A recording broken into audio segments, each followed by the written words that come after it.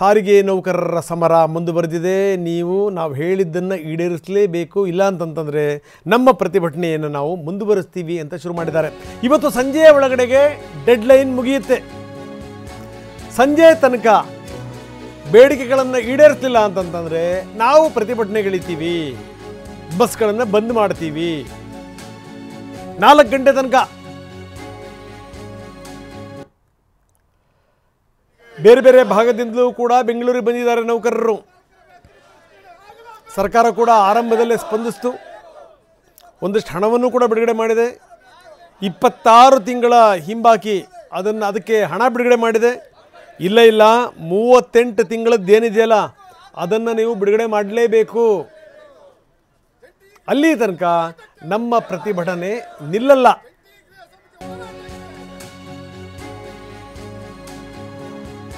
ಇನ್ನು ಸರ್ಕಾರ ಒಂದು ಹಂತಕ್ಕೆ ಮಣಿದಿದೆ. ಆದರೆ ಇವರು ಹೇಳೋ ಪ್ರಕಾರ 38 ತಿಂಗಳ ಹಿಂಬಾಕಿ ಅದನ್ನು ಕ್ಲಿಯರ್ ಮಾಡಬೇಕು. ಜೊತೆಗೆ ವೇತನ ಪರಿಷ್ಕರಣೆ ಆಗಬೇಕು, ಸ್ಯಾಲ್ರಿ ಜಾಸ್ತಿ ಆಗಬೇಕು. ಅದಾಗಲಿಲ್ಲ ಅಂತಂದರೆ ಮುಂದೇನು?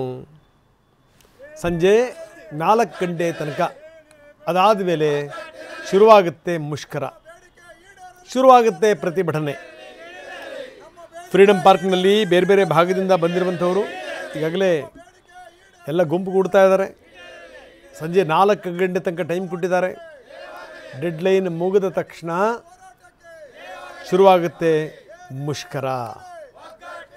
26 ತಿಂಗಳ ಹಿಂಬಾಕಿ ಹಣ ಕೊಡೋಕ್ಕೆ ಸರ್ಕಾರ ಒಪ್ಕೊಂಡಿದೆ. ಆದರೆ 38 ತಿಂಗಳದ್ದನ್ನು ನೀವು ಬಿಡುಗಡೆ ಮಾಡಲೇಬೇಕು.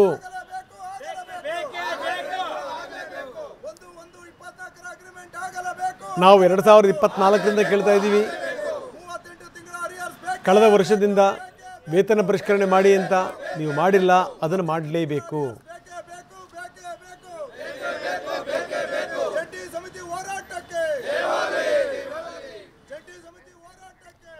ಬನ್ನಿ, ಫ್ರೀಡಮ್ ಪಾರ್ಕ್ ಮುಂಭಾಗದಲ್ಲೇ ಇದ್ದಾರೆ ನಮ್ಮ ಪ್ರತಿನಿಧಿ ಕಿರಣ್ ಸೂರ್ಯ, ನಮ್ಮೊಂದಿಗೆ ನೇರ ಸಂಪರ್ಕದಲ್ಲಿದ್ದಾರೆ. ವಿನಯ್ ಕೂಡ ಮೆಜೆಸ್ಟಿಕ್ನಿಂದ ನಮ್ಮೊಂದಿಗೆ ನೇರ ಸಂಪರ್ಕದಲ್ಲಿದ್ದಾರೆ. ಶುರು ಮಾಡ್ತಾ ಇದ್ದೀನಿ ಕಿರಣ್ ಮುಖಾಂತರ.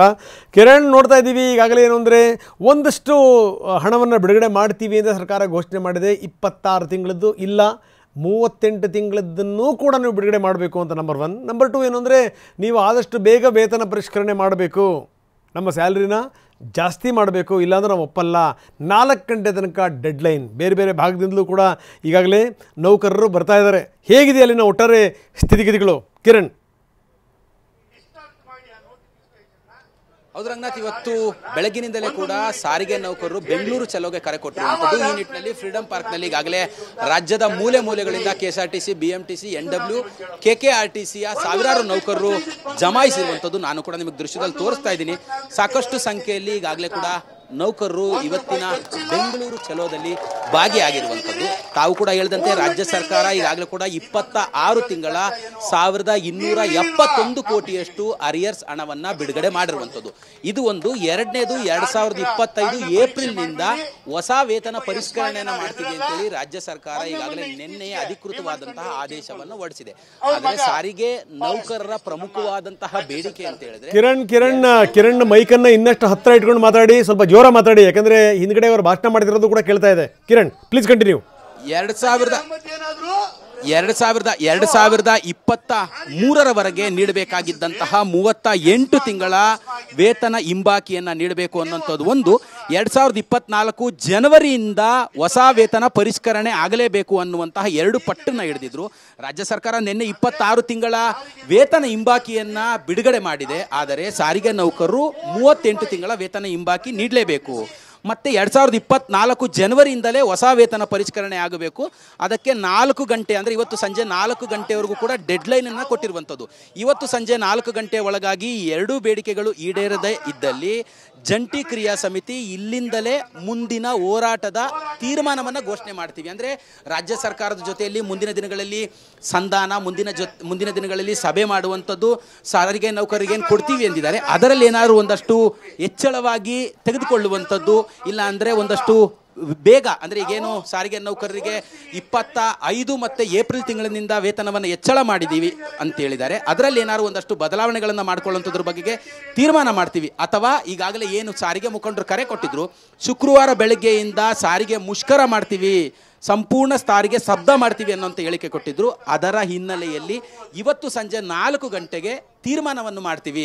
ಸದ್ಯ ಈಗ ಇವತ್ತು 4 ಗಂಟೆವರೆಗೂ ರಾಜ್ಯ ಸರ್ಕಾರಕ್ಕೆ ಡೆಡ್ಲೈನನ್ನು ಕೊಡ್ತೀವಿ ಅನ್ನುವಂಥ ಒಂದು ಮಾತುಗಳನ್ನು ಈಗಾಗಲೇ ಕೂಡ ಸಾರಿಗೆ ಮುಖಂಡರು ಹೇಳ್ತಾ ಇರುವಂಥದ್ದು. ಸದ್ಯ ಈಗ ಬೇರೆ ಬೇರೆ ಭಾಗಗಳಿಂದಲೂ ಕೂಡ ಫ್ರೀಡಂ ಪಾರ್ಕ್ನತ್ತ ಸಾರಿಗೆ ನೌಕರರು ಆಗಮಿಸ್ತಾ ಇರುವಂಥದ್ದು. ರಂಗನಾಥ್ ಪ್ರಮುಖವಾಗಿ ಗಮನಿಸಬೇಕಾದಂಥ ಅಂಶ ಅಂತ ಹೇಳಿದ್ರೆ, ಸಾರಿಗೆ ನೌಕರರು ಕೇಳ್ತಾ ಇರುವಂಥದ್ದು 2020 ಜನವರಿ 1ರಲ್ಲಿ ವೇತನ ಪರಿಷ್ಕರಣೆ ಆಗಬೇಕಾಗಿತ್ತು. ಅಂದಿನ ಬಿಜೆಪಿ ಸರ್ಕಾರ 2023 3ನೇ ತಿಂಗಳು ಅಂದರೆ ಮಾರ್ಚ್ ರಂದು 15% ವೇತನವನ್ನು ಹೆಚ್ಚಳ ಮಾಡಿದ್ರು. ಆದರೆ ಅದರ ವೇತನ ಹಿಂಬಾಕಿಯನ್ನು ನೀಡಲಿಲ್ಲ. 38 ತಿಂಗಳ ವೇತನ ಹಿಂಬಾಕಿಯನ್ನು ನೀಡಬೇಕಾಗಿತ್ತು, ಅದನ್ನು ಬ್ಯಾಲೆನ್ಸ್ ಉಳಿಸ್ಕೊಂಡು ಹೋಗಿದ್ರು. ಅದು ಈಗ ಹೊಸ ಸರ್ಕಾರದ ಮೇಲೆ ಕ್ಯಾರಿ ಫಾರ್ವರ್ಡ್ ಆಗಿರುವಂಥದ್ದು. ಸಾರಿಗೆ ನೌಕರರು ಹೇಳ್ತಾ ಇರುವಂಥದ್ದು, ನಮ್ಮ ಹಣ ಏನು 38 ತಿಂಗಳ ವೇತನ ಹಿಂಬಾಕಿದೆ ಅದನ್ನು ನೀಡಿ ಅನ್ನೋಂಥದ್ದು. 2024 ಜನವರಿಯಲ್ಲಿ ಹೊಸ ವೇತನ ಪರಿಷ್ಕರಣೆ ಆಗಬೇಕಾಗಿತ್ತು. ಆ ಹೊಸ ವೇತನ ಪರಿಷ್ಕರಣೆಯನ್ನು ಇಂದಿನ ಕಾಂಗ್ರೆಸ್ ಸರ್ಕಾರ ಮಾಡಿಲ್ಲ. ಹಾಗಾಗಿ ಕೂಡಲೇ ಈ ಏನು 2024 ಜನವರಿಯಿಂದ ಹೊಸ ವೇತನ ಪರಿಷ್ಕರಣೆ ಆಗಬೇಕು. ಇಂದಿನ ಸರ್ಕಾರದ 38 ತಿಂಗಳ ವೇತನ ಹಿಂಬಾಕಿಯನ್ನು ಬಿಡುಗಡೆ ಮಾಡಬೇಕು ಅನ್ನೋಂಥ ಪಟ್ಟು ಹಿಡಿದಿರುವಂಥದ್ದು. ಸದ್ಯ ರಾಜ್ಯ ಸರ್ಕಾರದಿಂದ ಇಲ್ಲಿವರೆಗೂ ನಿನ್ನೆ ರಾತ್ರಿ ಹೊರಡಿಸಿದಂಥ ಆದೇಶದ ಹಿನ್ನೆಲೆಯಲ್ಲಿ ಈಗೇನಾದ್ರು ಹೊಸ ಆದೇಶ ಆಗತ್ತಾ, ಇಲ್ಲ ಇವ್ರನ್ನೇನಾದ್ರು ಮಾತುಕತೆ ಕರೀತಾರ ಅನ್ನೋಂಥದ್ರ ಹಿನ್ನೆಲೆಯಲ್ಲಿ ಮುಖಂಡರು ಕೂಡ ಕಾಯ್ತಾ ಇರುವಂಥದ್ದು. ಈವರೆಗೂ ಸದ್ಯ ಸರ್ಕಾರದಿಂದ ಯಾವುದೇ ತರವಾದಂಥ ಸಭೆಗೋ ಮಾತುಕತೆಗೋ ಇನ್ನೂ ಕೂಡ ಕರೆದಿಲ್ಲ ರಂಗನಾಥ್. ಎಸ್, ಬಹುಶಃ ಕರೆಯುವಂಥ ಸಾಧ್ಯತೆಗಳು ಕೂಡ ತುಂಬ ಕಡಿಮೆ ಇದೆ ಅಂತ ಅನಿಸ್ತಾ ಇದೆ. ಯಾಕಂದರೆ ಡಿ ಕೆ ಶಿವಕುಮಾರ್ ಅವರ ಮಾತು ಕೇಳಿದಂಥ ಸಂದರ್ಭದಲ್ಲಿ ತುಂಬ ಸ್ಪಷ್ಟವಾಗಿ ಅದು ಗೋಚರ ಆಗುತ್ತೆ. ಅವ್ರು ಹೇಳಿದ್ದೇನು ಅಂದರೆ, ಇಷ್ಟು ಹಣ ಬಿಡುಗಡೆ ಆಗಿದೆಯಲ್ಲ ಅದೃಷ್ಟ ಅಂತ ಅಂದ್ಕೊಳ್ಳಿ ಅನ್ನುವಂಥ ಮಾತನ್ನು ಹೇಳಿದ್ದಾರೆ. ಜೊತೆಗೆ ಸರ್ಕಾರ ಯಾವ ರೀತಿ ಸಂಕಟದಲ್ಲಿದೆ, ಏನು ಎತ್ತ ಅದನ್ನು ಅರ್ಥ ಮಾಡ್ಕೊಳ್ಳಿ ಅನ್ನುವಂಥ ಮಾತನ್ನು ಕೂಡ ಹೇಳಿರುವಂಥದ್ದು. ಸರ್ಕಾರ ಎಷ್ಟು ಮಟ್ಟಿಗೆ ಸ್ಪಂದಿಸ್ಬೋದು ಅನ್ನಲಿಕ್ಕೆ ಇದೊಂದು ಎಕ್ಸಾಂಪಲ್. ನೋಡೋಣ ಏನಾಗ್ಬೋದು ಅಂತ. ಕಿರಣ್, ನೀವು ಹಾಗೆ ನೀವು ಸಂಪರ್ಕದಲ್ಲಿರಿ. ವಿನಯ್, ನಿಮ್ಮ ಜೊತೆಗೂ ಕೂಡ ಮಾತಾಡ್ತೀನಿ. ಆದರೆ ಅದಕ್ಕಿಂತ ಮೊದಲು ಹೇಗಿದೆ ಸ್ಥಿತಿಗತಿ? ಜನರಿಗೆ ಒಂದು ಆತಂಕ ಶುರು ಆಗಿದೆ. ಯಾಕಂದರೆ ಈ ಸಾರಿಗೆ ಅನ್ನುವಂಥದ್ದು ಇದೆಯಲ್ಲ, ಅದು ಜೀವನಾಡಿ. ಒಂದು ಚೂರು ಹೆಚ್ಚು ಕಡಿಮೆ ಆದರೂ ಕೂಡ ಅದರ ಪರಿಣಾಮಗಳು ಬಹಳ ದೊಡ್ಡ ಪ್ರಮಾಣದಲ್ಲಿ ಆಗ್ತವೆ. ಹೀಗಾಗಿ ಜನ ಈಗಾಗಲೇ ಇದೆಲ್ಲವೂ ಕೂಡ ಇವತ್ತು ಸಂಜೆ ಅಷ್ಟೊತ್ತಿಗೆ ಬಗೆಹರಿದು ಬಿಡಲಿ ಅಂತ ಪ್ರಾರ್ಥನೆ ಮಾಡ್ಕೋತಾ ಇದ್ದಾರೆ. ಮುಗಿದು ಬಿಡಲಪ್ಪ ದೇವರೇ ಸಾಕು ಅಂತ.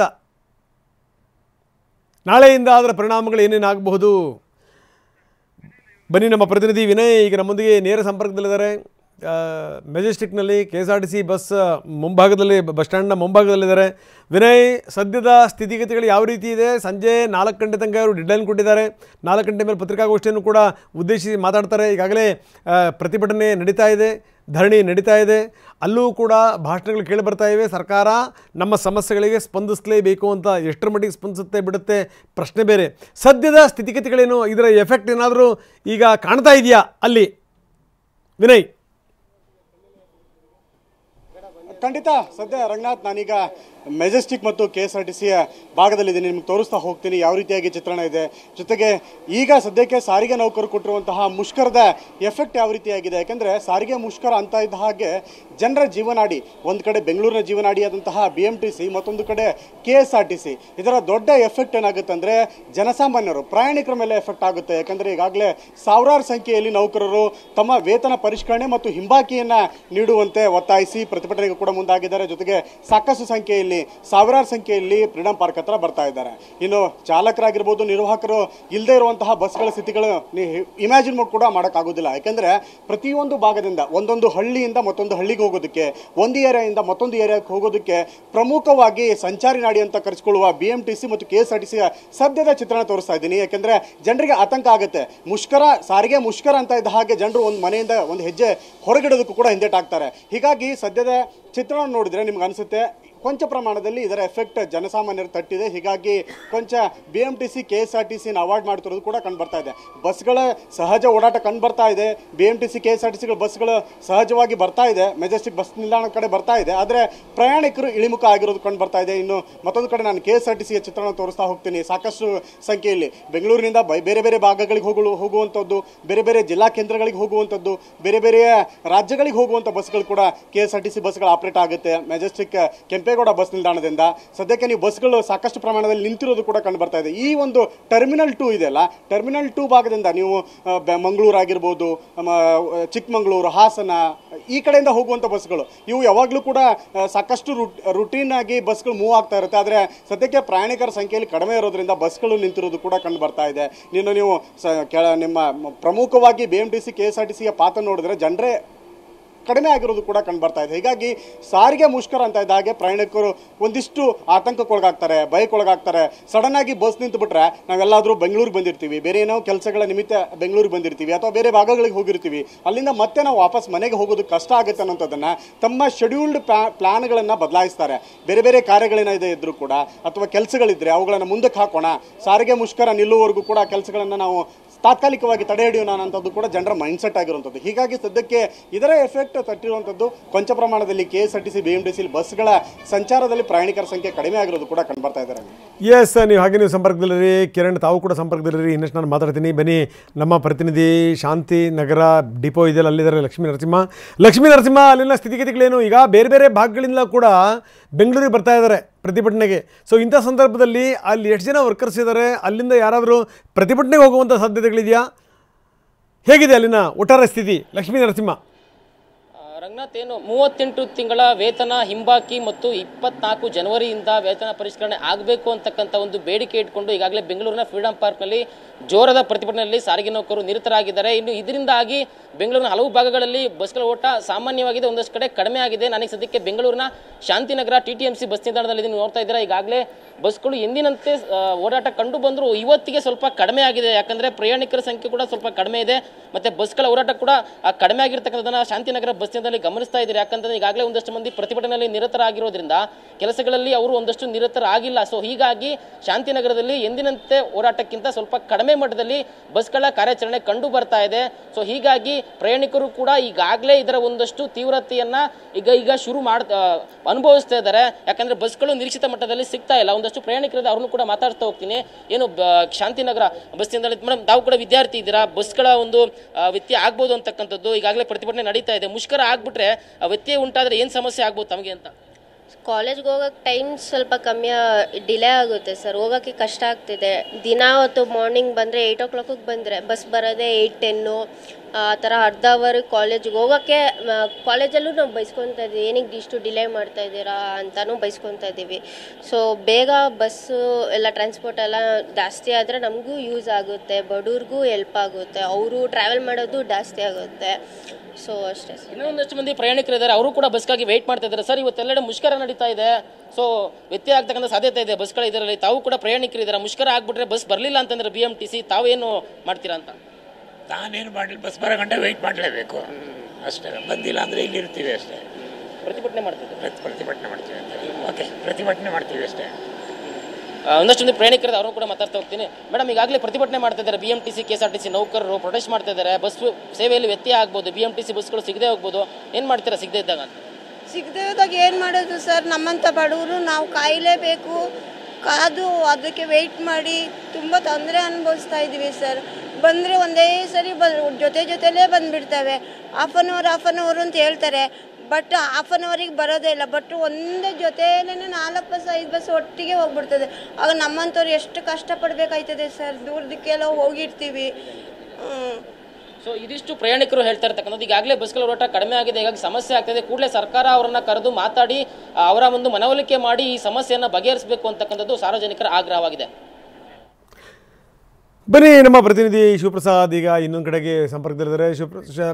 ಶಿವಪ್ರಸಾದ್, ನೀವು ನೋಡ್ತಾ ಇದ್ದೀರಿ ಸ್ಥಿತಿಗತಿಗಳೇನಿದೆ ಅಂತ. ಸಂಜೆ 4 ಗಂಟೆ ಡೆಡ್ಲೈನ್, ಅದಾದ ಮೇಲಿಂದ ಪರಿಸ್ಥಿತಿ ಇನ್ನಷ್ಟು ಕೆಡಬಹುದು ಅಂತ ಅನಿಸ್ತಾ ಇದೆ. ಯಾಕಂದರೆ ಏನಾದರೂ ಇವರು ತಮ್ಮ ಮಾತಿಗೆ ಬದ್ಧರಾಗಿ ಏನಾದರೂ ಪ್ರತಿಭಟನೆ ಮಾಡ್ತೀವಿ, ಯಾರ ಮಾತನ್ನು ಕೇಳಲ್ಲ ಅಂತ ನಿಂತುಬಿಟ್ರೆ ಭಾಳಷ್ಟು ಕಷ್ಟ ಆಗುತ್ತೆ. ನೀವು ಈ ವಿಧಾನಸೌಧ ರೋಡಲ್ಲಿದ್ದೀರಿ, ಇಂಡಿಯನ್ ಎಕ್ಸ್ಪ್ರೆಸ್ ರೋಡಲ್ಲಿ, ಸ್ಥಿತಿಗತಿಗಳು ಹೆಂಗಿದೆ ಅಲ್ಲಿ? ರಂಗನಾಥ್, ಸದ್ಯದವರೆಗೂ ಕೂಡ ನಾರ್ಮಲ್ ಆಗಿರ್ತಕ್ಕಂಥದ್ದು. ಸಾರಿಗೆ ನೌಕರರು ಮುಷ್ಕರಕ್ಕೆ ಏನು ಮುಂದಾಗಿದ್ದಾರೆ, ಇದರ ಬಿಸಿ ಇನ್ನೂ ತಟ್ಟಿಲ್ಲ. ಸಂಜೆ 4 ಗಂಟೆ ವೇಳೆಗೆ ಒಂದು ವೇಳೆ ಸಾರಿಗೆ ನೌಕರರು ಏನಾದರೂ ಕೂಡ ಮುಷ್ಕರಕ್ಕೆ ನಿರ್ಧಾರ ಮಾಡಿ ಮುಷ್ಕರವನ್ನು ನಡೆಸಿದ್ದೆ ಆದರೆ ಸಾಕಷ್ಟು ಸಮಸ್ಯೆಗಳನ್ನು ಜನರು ಎದುರಿಸಬೇಕಾಗುತ್ತೆ. ಸಾಮಾನ್ಯವಾಗಿ ಬೆಂಗಳೂರಿನಲ್ಲಿ ಜನರ ಸಂಪರ್ಕ ಕೊಂಡಿಯಾಗಿರ್ತಕ್ಕಂಥ BMTC ಬಸ್ ಏನಾದರೂ ಕೂಡ ಮುಷ್ಕರ ಅಲ್ಲಿರತಕ್ಕಂಥ ಸಿಬ್ಬಂದಿ ನಡೆಸಿದ್ದೆ ಆದರೆ ಸಾಕಷ್ಟು ಪ್ರಮಾಣದಲ್ಲಿ BMTC ಬಸ್ಗಳು ನಿಲುಗಡೆಯನ್ನಾಗ್ತವೆ. ಆ ಹಿನ್ನೆಲೆಯಲ್ಲಿ BMTC ಬಸ್ಗಳನ್ನು ಅವಲಂಬಿಸಿರ್ತಕ್ಕಂಥ ಪ್ರಯಾಣಿಕರಿಗೆ, ನೌಕರರಿಗೆ ಸಾಕಷ್ಟು ಸಮಸ್ಯೆ ಆಗುತ್ತೆ. ನಾನು ಹಿಂಭಾಗದಲ್ಲಿ ನೀವು ಈಗಾಗಲೇ ಗಮನಿಸ್ತಾ ಇದ್ದಾರೆ, ಸಾಮಾನ್ಯವಾಗಿ ನಾರ್ಮಲ್ ಆಗಿರ್ತಕ್ಕಂಥದ್ದು ಇದ್ದಂತೆ ಸಾಮಾನ್ಯವಾಗಿ 2 ರಿಂದ 3 ನಿಮಿಷಗಳಿಗೆ ಒಮ್ಮೆ ಇದೇ ಒಂದು ಜಂಕ್ಷನ್, ಇಂಡಿಯನ್ ಎಕ್ಸ್ಪ್ರೆಸ್ ಜಂಕ್ಷನ್ ಏನಿದೆ ಈ ಜಂಕ್ಷನ್ಗೆ ಬಸ್ಗಳು ಆಗಮಿಸಿದ್ದಾವೆ. ಸಾಮಾನ್ಯವಾಗಿ ಯಥಾ ರೀತಿಯಾಗಿ ಎಂದಿನಂತೆ ಬಸ್ಗಳು ಸಂಚಾರವನ್ನು ಮಾಡ್ತಿರ್ತಕ್ಕಂಥದ್ದು, ಪ್ರಯಾಣಿಕರು ಕೂಡ ಸಾಕ್ತಿದ್ದಾರೆ. ಆದರೆ ಇದುವರೆಗೂ ಕೂಡ ಯಾವುದೇ ರೀತಿಯ ತೊಂದರೆ ಆಗಿಲ್ಲ. 4 ಗಂಟೆ ಬಳಿಕ ಸಾರಿಗೆ ನೌಕರರು ಏನಾದರೂ ಕೂಡ ಮುಷ್ಕರ ನಡೆಸಿದೆ ಆದರೆ KSRTC BMTC ಬಸ್ಗಳೆಲ್ಲವೂ ಕೂಡ ನಿಲುಗಡೆ ಆದರೆ ಪ್ರಯಾಣಿಕರು ಸಾಕಷ್ಟು ಸಮಸ್ಯೆಯನ್ನು ಎದುರಿಸಬೇಕಾಗುತ್ತೆ. ರಂಗನಾಥ್, ಎಸ್, ಧನ್ಯವಾದ ತಮ್ಮೆಲ್ಲ ಮಾಹಿತಿಗೆ.